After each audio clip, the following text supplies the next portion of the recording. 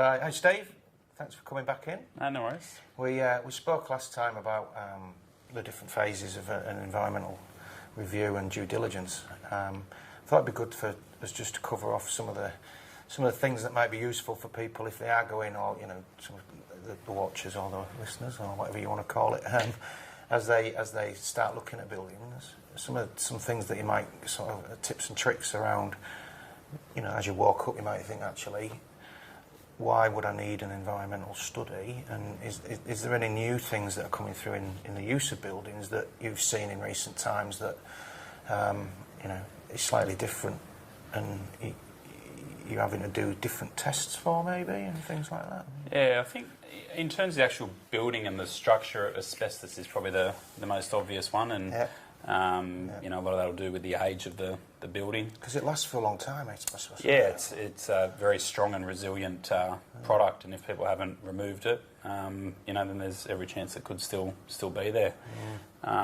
Mould is an area that we're starting to hear more about. Issues with dampness and that growth, and potentially being cleaned over or enclosed, and not the actual source of the dampness being fixed, is one that we're starting to see a bit more of. So could they put a plasterboard over that, for example, and it's still going? Yeah, you sort of still got that issue behind there, and then all of a sudden you purchase the property and then need to do some work to knock out a wall, and then there may be those issues there. Probably a bit more in the resi space, but meth labs or cook labs. So obviously the risks that come from that with people, impregnation of any of the materials or soft furnishings or walls or paints, and you can imagine what happens when you get kids in there after that. So have you come across them in your business, have you? Yeah. Wow. We see that a bit more in the resi space than obviously in the commercial space, thankfully. So somebody's looking to buy it, or you've had a tip that actually it might be being used for that, so you're going...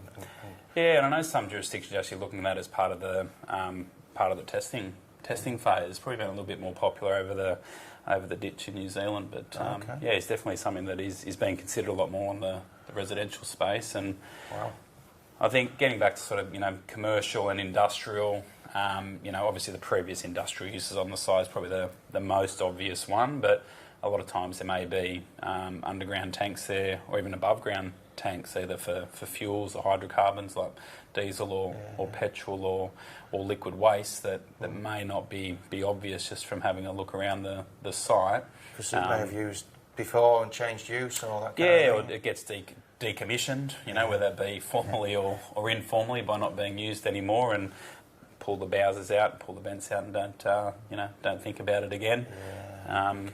Those tanks weren't designed to last forever, so potentially if there's any degradation of those and the contamination of the soil around them can definitely be a bit of a sleeper for people. Yeah.